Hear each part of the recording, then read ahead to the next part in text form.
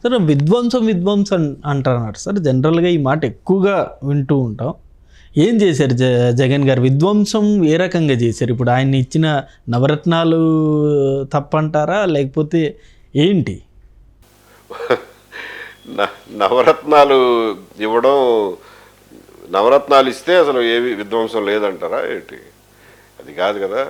నవరత్నాలు కానీ ఇంకొకటి కానీ ఎవరి డబ్బులతో ఇచ్చారు? ఎవరి డబ్బులతో ఇచ్చారు చెప్పండి? ప్రజల డబ్బే. ఇప్పుడు ఈవెన్ కూటమి ఇచ్చినా సరే ప్రజల డబ్బే. మనం మాట్లాడేది విధ్వంసం గురించి అంతే తప్ప ఆయన నొక్కిన బటన్ల గురించి కాదు. విధ్వంసం అంటే ఏంటి? అంటే రాజధాని లేకుండా చేయడమా? ఆయన నిజంగా కేవలం సంక్షేమం కోసమే పుట్టిండుంటే ఒక్క మాట చెప్పండి, అన్నా క్యాంటీన్ ఎందుకు క్లోజ్ చేశారు? అది సంక్షేమం కాదా? అక్కడ తినేవాళ్ళు పేద ప్రజలు కాదా? మరి అన్నా క్యాంటీన్ కాకపోతే వైఎస్ఆర్ క్యాంటీన్ అని పెట్టుకో, పేరు మార్చుకో. దాన్ని ఎందుకు క్లోజ్ చేయాల్సి వచ్చింది చెప్పండి, మీరే చెప్పండి. ఏదో కారణాలు, దానికి కూడా రకరకాల కారణాలు. అందులో ఒకటి ఇది చంద్రబాబు నాయుడు గారు అందులో కూడా ఏదో స్కామ్ చేశారన్న అదొక కారణం. అవును, స్కామ్ చేస్తే ప్రూవ్ చేయండి, స్కామ్ చేస్తే నిలదీయండి, స్కామ్ చేస్తే ఉరిదీయండి, స్కామ్ లేకుండా నడపండి. పేదలకు పనికొచ్చే పని ఎందుకు క్లోజ్ చేశారు ముందు చెప్పండి.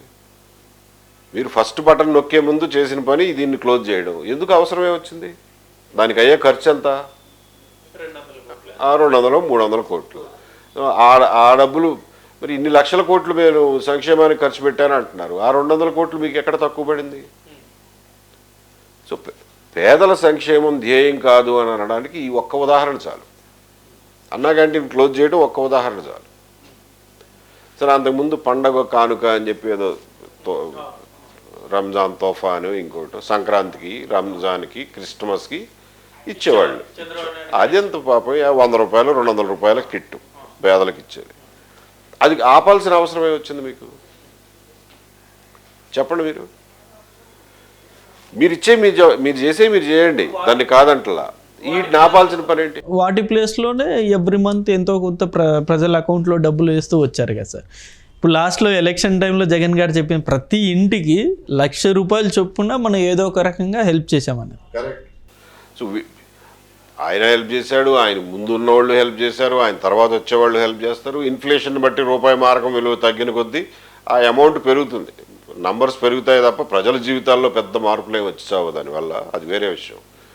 సో మీరు నవరత్నాలు ఇంప్లిమెంటేషను బటన్లు నొక్కారు కాబట్టి విధ్వంసం జరగలేదు అని అంటే అది పిల్లి కళ్ళు మూసుకుని పాలు తాగుతున్నట్టు ఉంటుంది. ఆర్థిక పరంగా కానీ, శాంతి భద్రతల విషయంలో కానీ, చట్టాలను అమలు చేసే విషయంలో కానీ, రెవెన్యూ వ్యవహారాల్లో కానీ, రాజ్యాంగ విరుద్ధంగా ప్రవర్తించే విషయాల్లో కానీ అన్నిటిలోనూ విధ్వంసమే చేశారు. అన్నిటిలోనూ వ్యవస్థలన్నింటినీ నాశనం చేసి కూర్చోబెట్టారు. అండ్ ఎకానమీని, స్టేట్ ఎకానమీని కనీసం ఒక 10 ఏళ్ళు వెనక్కి తీసుకుపోయారు. స్టేట్ను ముందుకు తీసుకెళ్లే ప్రాజెక్టులన్నింటినీ కావాలని ఆపేశారు. పోలవరం ఆపేయాల్సిన పనే వచ్చిందండి, అమరావతి వర్క్ ఆపాల్సిన పనే వచ్చింది. వచ్చి రాగానే చేసింది మొట్టమొదటి పని అది. అమరావతి పనులు ఆఫ్ చేసాడు, పోలవరం పనులు ఆఫ్ చేశాడు. ఇది విధ్వంసంగా ఏంటి? 5 ఏళ్ళు టైం పోయింది కదా. మళ్ళీ టైం ఎక్కడి నుంచి వస్తుంది మనకి?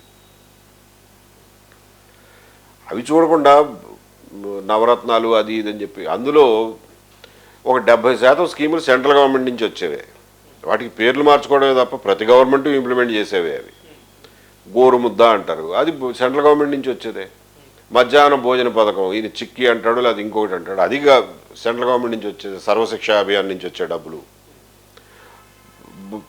స్కూల్ బిల్డింగ్స్కి రంగులు వేయించడం, అది కూడా సర్వశిక్ష అభియాన్ నుంచి వచ్చే డబ్బులే.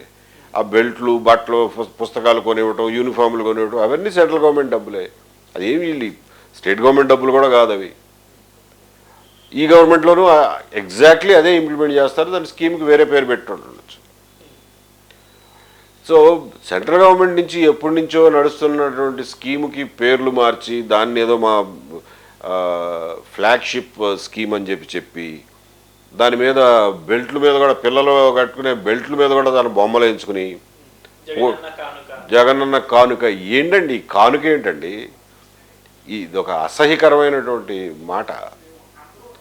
అడుక్కు తినేలా కనిపిస్తున్నారా ఏం ప్రజలు వీళ్ళకి? వీడు కానుక ఇవ్వడం, వీళ్ళు వాడి కానుక తిని బతుకుతున్నారా? ఎవరి డబ్బులు అనుకుంటున్నారు ఇవి? ప్రజల డబ్బుల్ని తీసుకొచ్చి నీ కానుకో నీ అయ్య కానుకో అని చెప్పుకోవడానిక నీకు గవర్నమెంట్ ఇచ్చింది, గవర్నమెంట్లో కూర్చోబెట్టింది అందుక? ఎవరి కానుక ఎవరి డబ్బులు ఇస్తున్నావు నువ్వు? ఈ ఇచ్చే క్రమంలో నువ్వెంత డబ్బులు సంపాదించావు? ఇవాళ అన్ని బయటపడుతున్నాయి కదా ఒక్కొక్కటి. ఇది విధ్వంసంగాకేంటి? ఇది నేను మాట్లాడేది.